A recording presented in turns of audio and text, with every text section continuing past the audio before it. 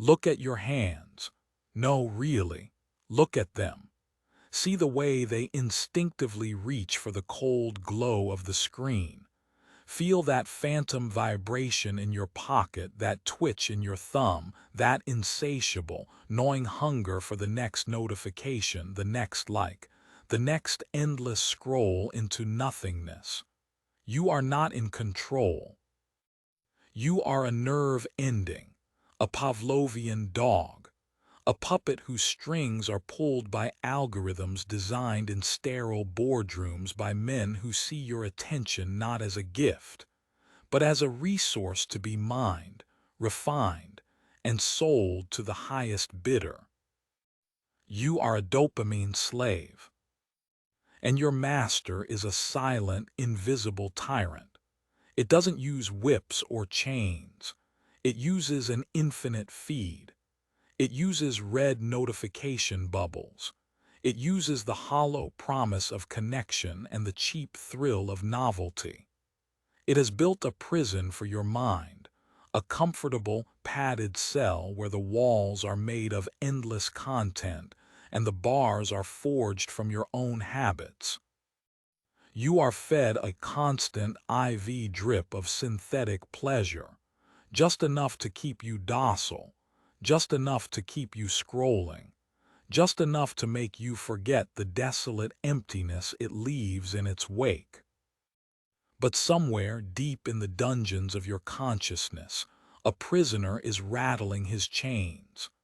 A forgotten part of you, the part that remembers what it felt like to be bored and have it turn into creativity, the part that remembers the deep satisfaction of a hard-won victory, the part that remembers the quiet strength of a mind at peace. That prisoner is you, the real you, and he is about to start a riot. This is not another self-help video. This is a war manual. This is the blueprint for a rebellion. This is the dopamine slave's revolt, a Stoic 7-day break from modernity. Over the next 7 days, you will not just take a break. You will secede from the union of mediocrity. You will starve the tyrant. You will tear down the prison brick by brick, and from its rubble you will build a fortress, an inner citadel. By the end of this, you will not be the same person. You will wield a dangerous power, the power of a mind that you, and you alone, command. The revolt begins now. Day 1. The Declaration of Secession. The first act of any revolution is not a grand battle, but a quiet, unbreakable decision. It is a line drawn in the sand. It is the moment a slave looks his master in the eye and for the first time says, "No." Today is that day. Your first day is not about building new habits. It is about strategic demolition. You will declare secession from the digital state that has claimed sovereignty over your mind. This is not a negotiation. It is an amputation.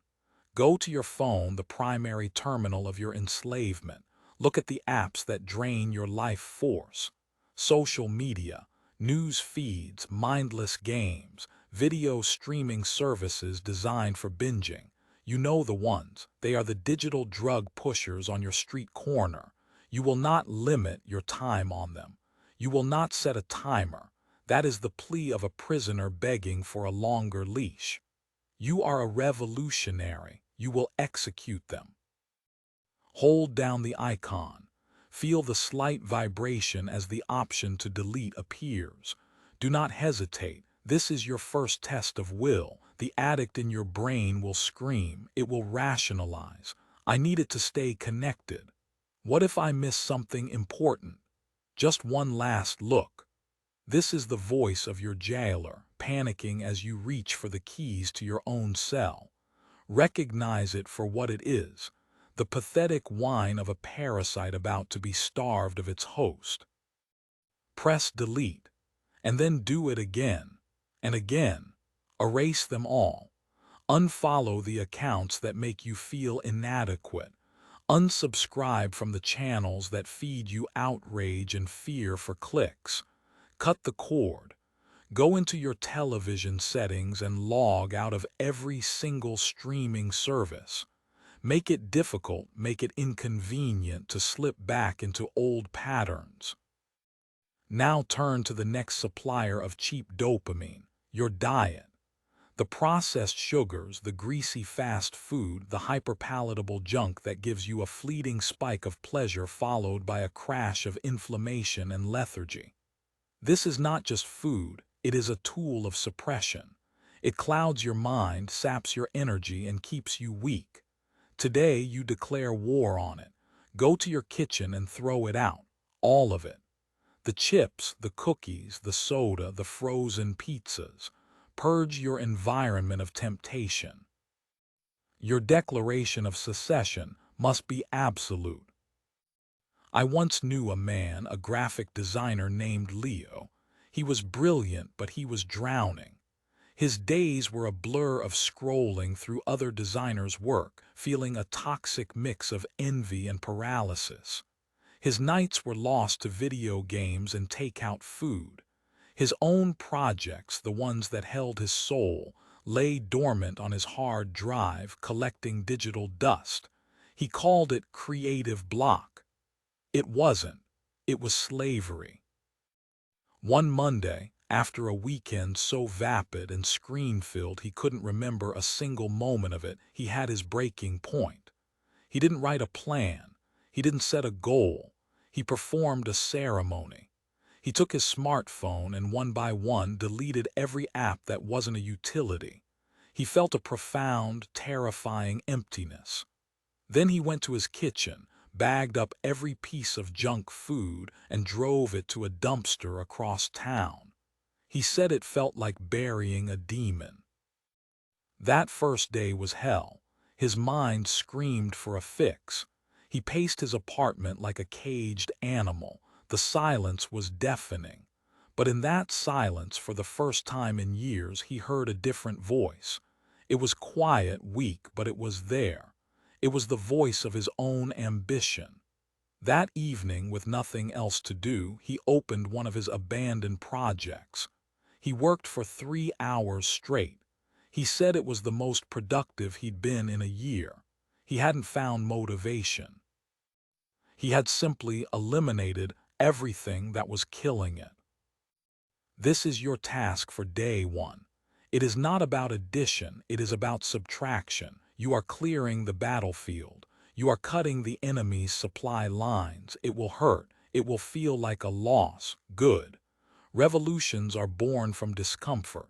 You are not seeking comfort. You are seeking freedom. Today, you sign your Declaration of Independence with the firm, resolute press of a delete button. You declare secession. You choose to be sovereign. Day 2, the siege of silence. The enemy is clever. Now that you have cut off its external supply lines, it will launch an attack from within.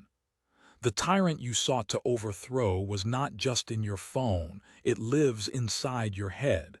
Today, you will face the withdrawal, the cravings, the anxiety, the crushing boredom.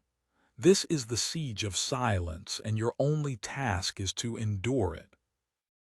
Your mind, so accustomed to the constant roar of stimulation, will now be plunged into a profound and unnerving quiet.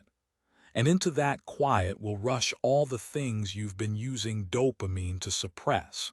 Your insecurities, your regrets, your anxieties about the future, the incessant chatter of your inner critic.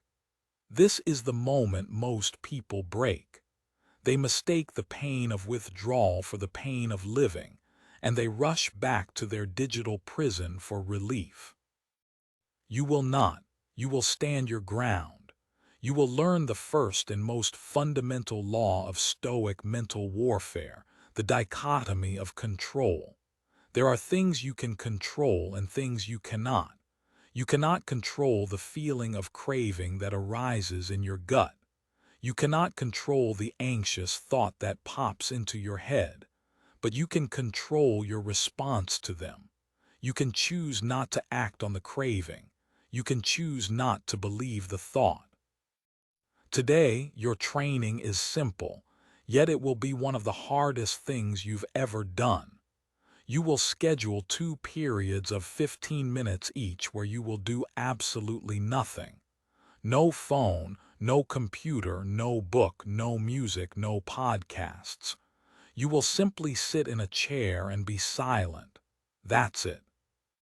Within the first minute, the siege will begin. Your mind will conjure 1,000 urgent tasks. I should check my email. I wonder what's happening in the news. I need to plan my week. These are not your thoughts. These are the enemy's sorties, attempts to breach the walls of your new discipline. Your job is to observe them like a watchman on a castle wall. You see the enemy soldier, you acknowledge his presence, and you let him pass. You do not engage him in battle. You do not follow him down the path. You simply watch, and you remain at your post. You will feel an intense urge to move, to fidget, to do something. This is your nervous system, conditioned for years to equate stillness with danger, screaming a false alarm. This is where you practice true mental toughness. You command your body to be still. You focus on the one thing you truly own in this moment, your breath. Feel the air enter your nostrils, fill your lungs, and then leave. This is your anchor in the storm of mental chaos. Each breath is a small act of defiance. Each moment you remain seated is a victory. Think of a young woman named Clara. She was a self-proclaimed multitasker, which was a euphemism for being perpetually distracted. She lived with headphones on, a podcast playing while she worked, a video on while she ate, social media scrolling while she was in a lineup. The idea of silence terrified her. On day 2 of her own revolt, she sat in her silent living room. The first 5 minutes were excruciating. She described a feeling of panic, a sense of being trapped with her own worst company. Her anxious thoughts about her career, her relationships, her perceived failings. She wanted to run. She wanted to grab her phone, her laptop, anything to make the noise stop, but she had made a promise. So she just sat there, her heart pounding. And then something shifted. She started to see the thoughts not as her, but as clouds passing in the sky of her awareness. A thought about a work deadline would appear, float by, and disappear. A wave of anxiety would rise, crest, and then subside. She wasn't fighting them. She was just watching them. By the end of the 15 minutes, she felt a profound calm she hadn't experienced in years. The siege had not been broken, but she had realized the walls of her fortress were stronger than she ever imagined. She had survived the silence. She had discovered that her inner world was not a place to be feared, but a territory to be understood. Today you will face your own inner siege. Do not flinch.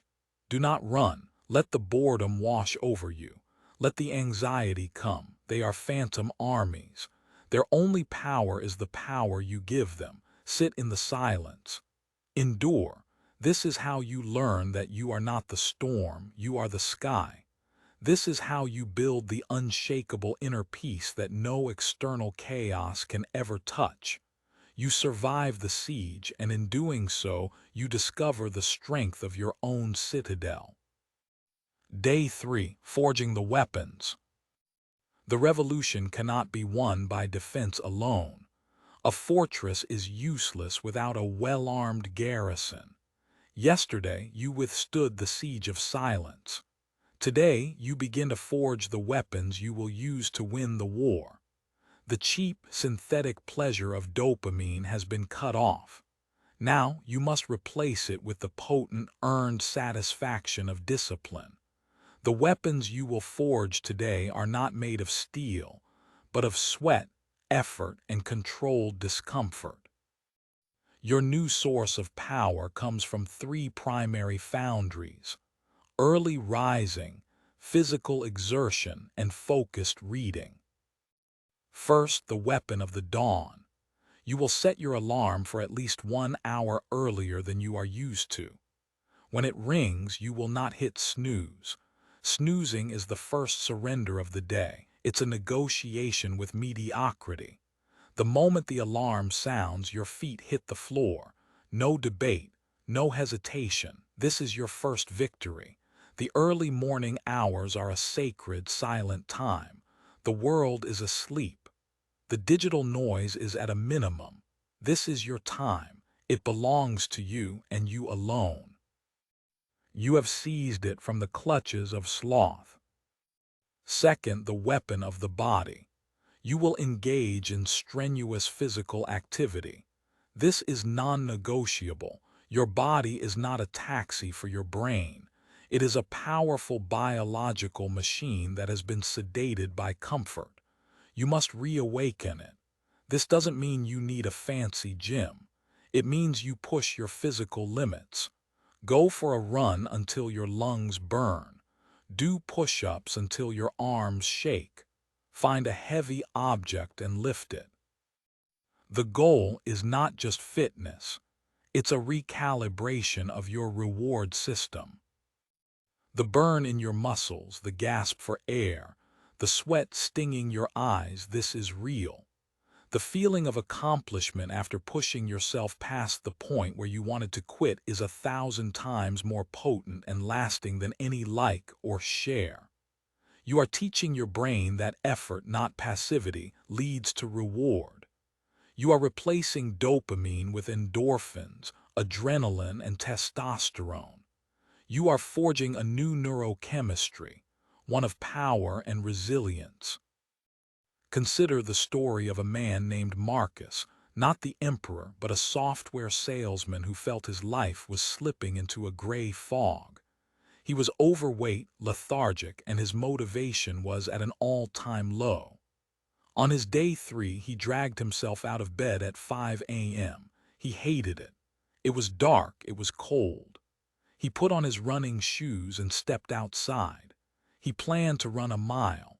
He didn't even make it a quarter of the way before he was bent over, gasping for air, a stitch in his side.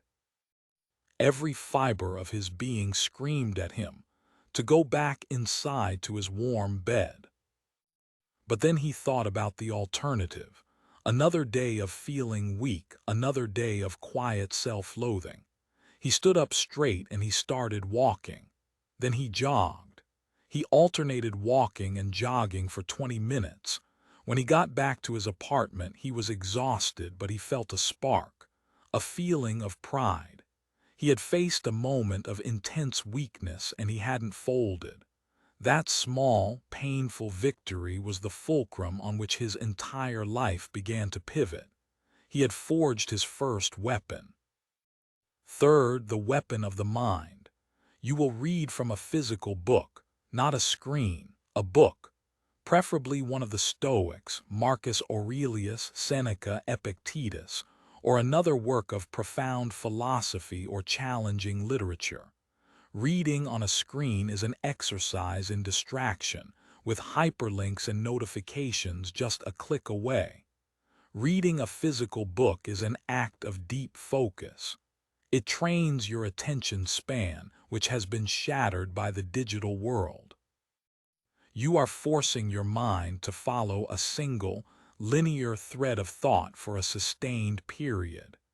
You are rebuilding your ability to concentrate, the master skill of all achievement.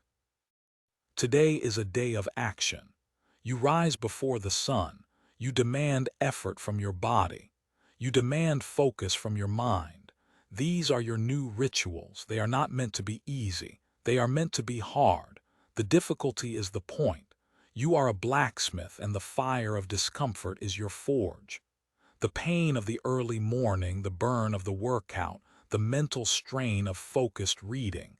This is the heat that burns away the impurities of weakness and forges the hard steel of discipline. Seize the dawn. Move your body, train your mind, forge your weapons. The war awaits. Day 4. The Reconnaissance Mission. A soldier who does not know the terrain he is fighting on is destined to lose. A revolutionary who does not understand the state he is rebelling against will be crushed.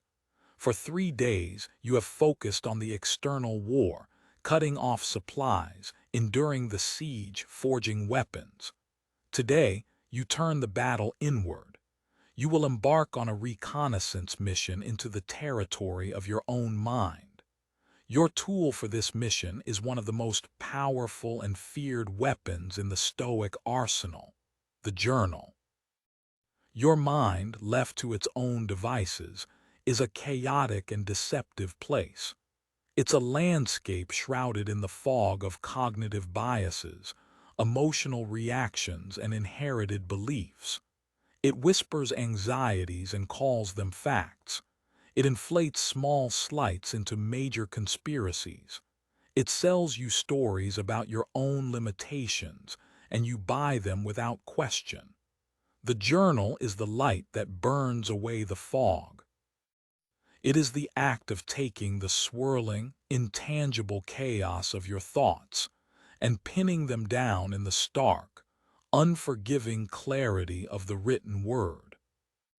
Your mission today has 2 objectives.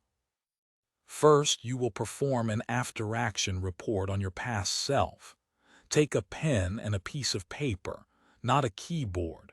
The physical act of writing is a form of thinking. At the top of the page, write, "Who was the dopamine slave?" And then you write, with brutal, unflinching honesty, what did he do every day? What did he think about? What did he fear? What was he avoiding? Describe the mindless scrolling, the junk food, the procrastination. Write down how it made you feel, the lethargy, the anxiety, the low-level hum of disappointment. Do not judge. Do not make excuses. Just observe and report like a scout documenting enemy positions. You must understand the nature of the prison you have just escaped to ensure you never return. Second, you will begin the daily practice of philosophical journaling, as practiced by Emperor Marcus Aurelius himself. This is not a Dear Diary entry about your day. This is a war council with yourself. At the end of the day, you will sit with your journal and answer 3 questions. What did I do well today according to my new values? Did I win the battle of the alarm clock? Did I push myself physically? Did I resist a craving? Acknowledge your victories, no matter how small. This builds the momentum of self-respect. Where did I fall short? Where did my discipline waver? Did I let my mind wander into useless anger or anxiety? Did I complain? Be ruthlessly honest. The Stoics called this a moral inventory.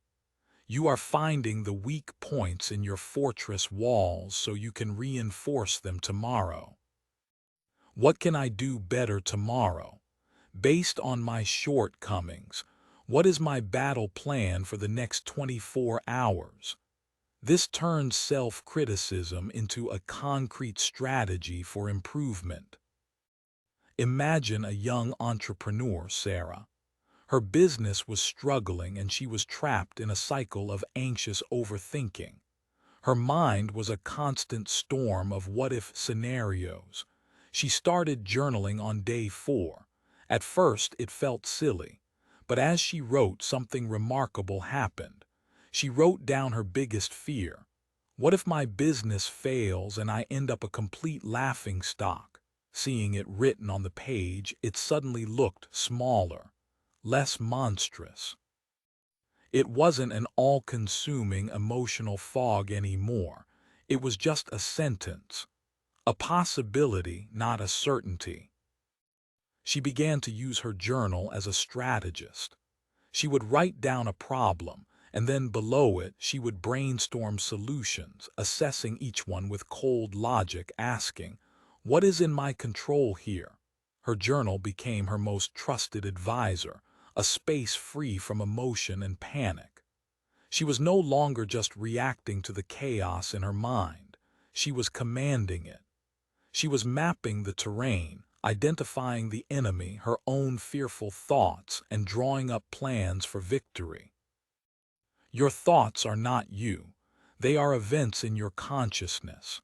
The journal allows you to step outside of them and see them for what they are. It is the ultimate tool of self-awareness. It separates the signal from the noise. It exposes the lies your inner critic has been telling you for years. It is the reconnaissance that makes victory possible. So today, pick up your pen. It is a sword. Go on a mission into the wilderness of your own mind. Map the territory. Identify the enemy. Know thyself. Because the man who knows himself cannot be conquered. Day 5, the first offensive. Defense and reconnaissance are essential, but wars are won by attack. You have built your fortress and you have mapped the terrain. Now it is time to go on the offensive. Today, you will take your newly forged weapons of discipline and focus and launch a concentrated assault on a single, meaningful objective. This is the day of deep work. The modern world has conditioned you for shallow, fragmented attention. Your mind has been trained to jump from email to text to notification to headline, never staying with one thing long enough to create anything of value. This is the state of the slave, perpetually busy but never productive, constantly reacting but never creating. Deep work is the antidote. It is the rebellion. Deep work is the ability to focus without distraction on a cognitively demanding task. It's a state of complete immersion where your skills are pushed to their limit, a state of flow where time seems to disappear. This state is not just productive, it is profoundly satisfying. It is the source of all great art, all scientific breakthroughs, all meaningful creation. It is a reward far richer than any dopamine hit the digital world can offer. Your mission today is to choose one, and only one, important task you have been procrastinating on. It could be writing a chapter of a book, tackling a complex coding problem, developing a business strategy, learning a difficult piece of music, or even having a crucial, focused conversation you've been avoiding. The task should be important but not necessarily urgent. It must require your full concentration. Next, you will create a sanctuary for this work. This is your command center. Turn off your phone and put it in another room. Close all unnecessary tabs on your computer. If possible, disconnect from the internet entirely. Inform anyone around you that you are not to be disturbed. Create a perimeter. Your focus is a sacred resource, and you must protect it with military vigilance. Then you will set a timer for 90 minutes. For these 90 minutes, your entire universe is this one task. Nothing else exists. The first 20 minutes will be the hardest. Your mind, like a feral animal, will try to escape its cage. It will crave distraction. It will invent urgent reasons to stop. I should just quickly check if I got that email. I'm thirsty, I need a drink. This is too hard, maybe I should start with something easier. This is the resistance.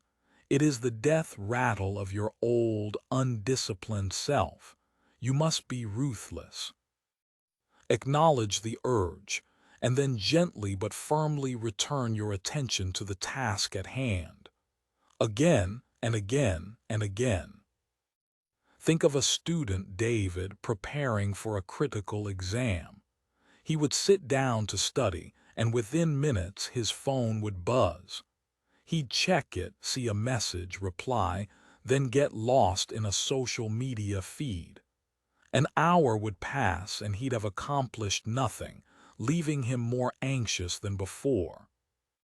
On his day 5, he put his phone in his car. He cleared his desk of everything but his textbook and a notepad. He set a timer for 90 minutes. The initial silence was maddening. He felt the pull, the itch, the craving. He forced himself to read the first page, then the second. Around the 30-minute mark, something shifted. The noise in his head quieted down. He was no longer just reading the words. He was engaging with the concepts. He started making connections he hadn't seen before. The 90 minutes flew by. When the timer went off, he was startled. He had learned more in that single, focused session than he had in an entire week of distracted studying. He felt not just productive, but powerful. He had bent his own mind to his will. This is the power you will unlock today. This is your first offensive. You are proving to yourself that you are not a passive consumer of information, but an active creator of value. You are moving from a state of reaction to a state of intention. You are teaching your brain that the greatest pleasure comes not from the easy dopamine of distraction, but from the hard-won satisfaction of deep, meaningful effort. Choose your target, create your sanctuary, set your timer, launch your attack.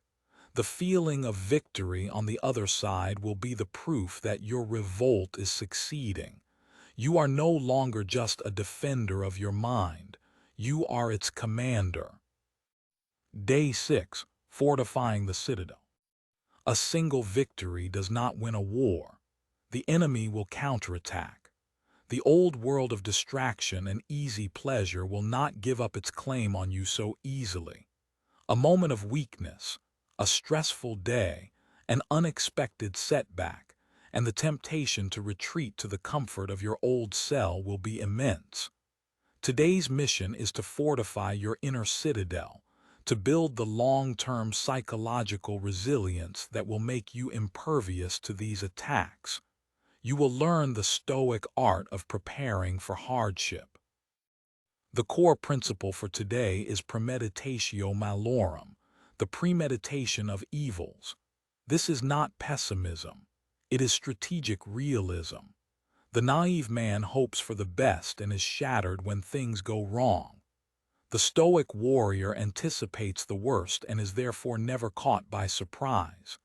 He mentally rehearses potential misfortunes, losing his job, facing criticism, getting sick, facing betrayal, not to dwell in negativity, but to strip these events of their power to shock and terrorize him. Your first task is a mental exercise. Sit down in a quiet place and think of something you are currently worried about, a project at work, a financial concern, a relationship issue. Now, instead of pushing the worry away, you will walk directly into it. Visualize the worst-case scenario. Play it out in your mind in vivid detail. What if you get fired? What if you lose the money? What if the relationship ends? Do not stop at the moment of impact. Go further. What would you do next? How would you respond? You would be forced to update your resume. You would have to create a new budget. You would grieve, and then you would have to start over. As you walk through these scenarios, you will realize two things. First, the imagined event is almost always more terrifying than the practical reality of dealing with its aftermath. Second, you will discover that you possess the inner resources to handle it. You would survive.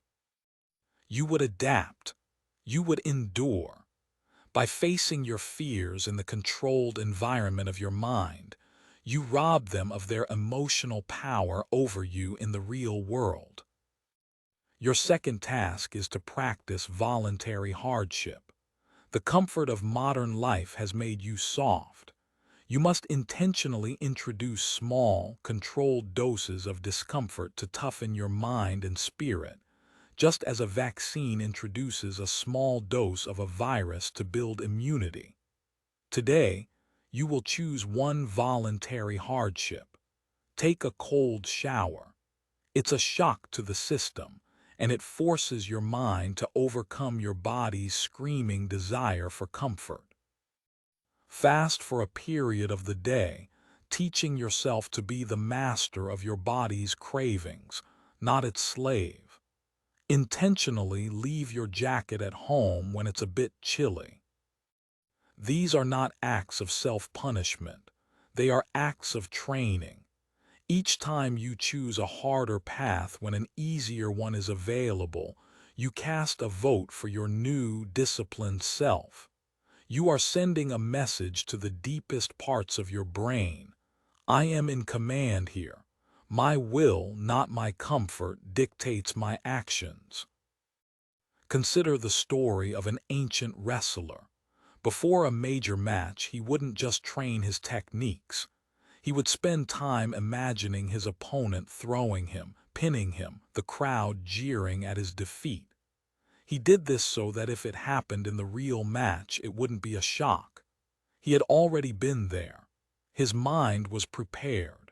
He would also train in conditions far worse than the match itself, in the blistering heat with little water against heavier partners. When the actual match came, it felt easy by comparison. He had fortified his mind and body against adversity.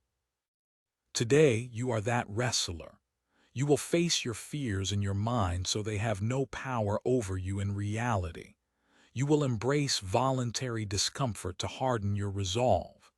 This is how you build an unbreakable inner fortress. When the storms of life inevitably come, and they will not find a fragile hut built of comfort and hope. They will find a citadel of stone, built by a warrior who has trained for the battle, who has anticipated the attack, and who is ready. Fortify your citadel. The peace you find inside will be a peace that cannot be taken from you. Day 7. The Victory Parade and the New Campaign. This is the 7th day. The initial revolt is complete. A week ago, you were a slave living in a cell of your own making, fed a diet of digital junk you will subject to the whims of an algorithm. Look at yourself now.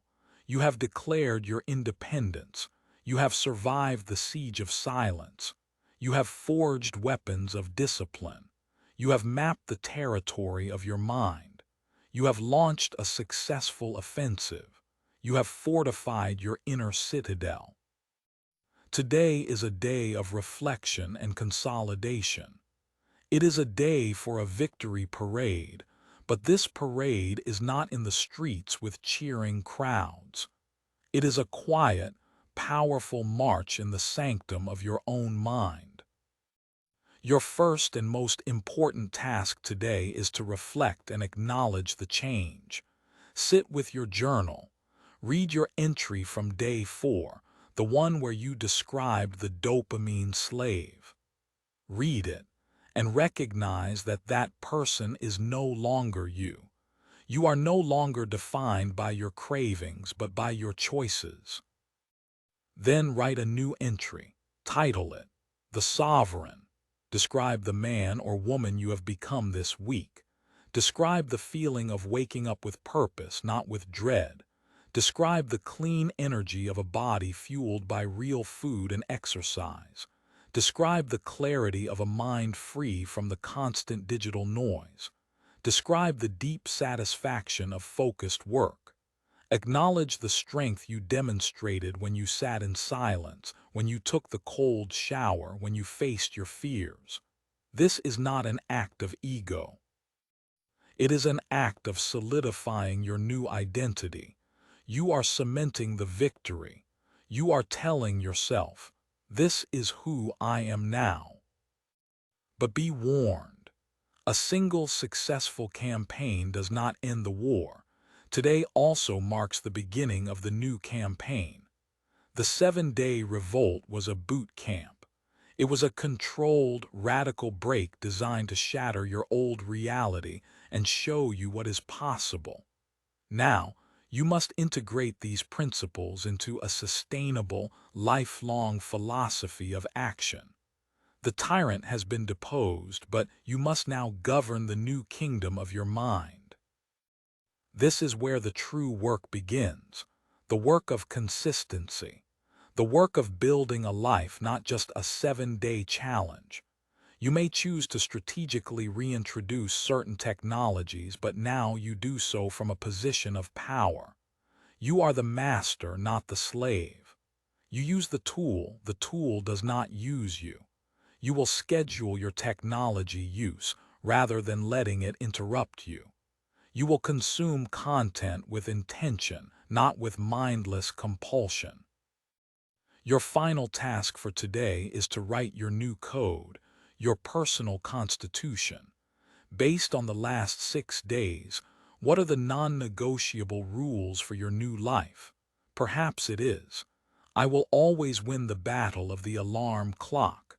I will move my body with intensity every day. I will schedule at least 1 hour of deep work before engaging with the shallow. I will never again be a passive consumer of a feed. This is your new law. It is the charter of your freedom. A revolution is not a single event. It is the beginning of a new era. This week, you tore down a monument to your own weakness. In its place, you have laid the foundation for a monument to your strength. You have broken the chains of dopamine slavery and seized the means of production of your own happiness, fulfillment, and power. You have learned that true freedom is not the freedom to do whatever you want, but the freedom to do what you have willed yourself to do. It is the freedom of self-mastery. The revolt is over. The lifelong reign of the sovereign has just begun. You have had your wake-up call.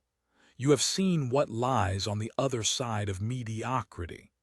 The dangerous power of a mind in your own command, the inner peace of a fortified Stoic citadel, the limitless potential of a life lived with intention.